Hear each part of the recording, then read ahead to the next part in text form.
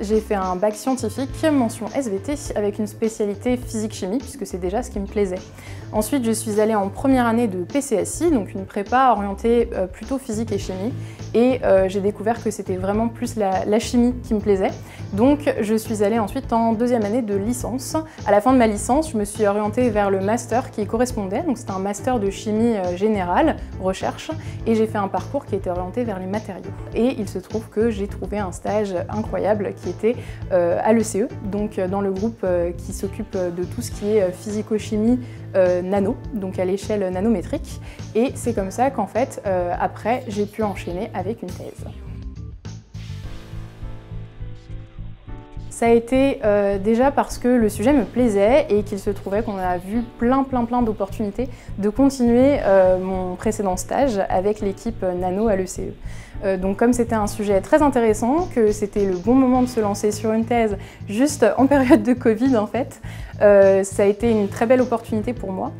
C'est aussi parce que les thèses sont de plus en plus valorisées dans le milieu, que ce soit industriel ou académique. Alors j'ai beau être chimiste, mon sujet de thèse mélange physique et chimie. Donc je travaille avec plein de physiciens, c'est super, on ne parle pas toujours le même langage, mais en fait on arrive à s'entendre pour développer des super matériaux. Alors les matériaux que je développe mélangent plusieurs grands concepts. Un concept qui est celui des hydrogels et un concept qui est celui d'auto-assemblage de lipides. Une de ces applications que j'aime beaucoup présenter, c'est celle de pansements qui permettent de délivrer du médicament en même temps que de protéger des plaies.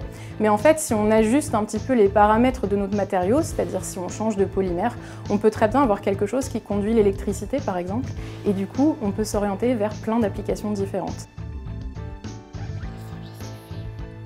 Ma vie en tant que doctorant, c'est un petit peu particulier, c'est fait de périodes, j'aime bien le dire, parce qu'en fait, il y a des périodes qui sont très intenses, notamment parce que pour moi, il faut mélanger des étapes expérimentales et des étapes de traitement des données. Donc ça a été très riche en expérience, et puis aussi des fois très compliqué à gérer, mais en fait, ça finit par développer des tas de capacités aussi dans la vie personnelle.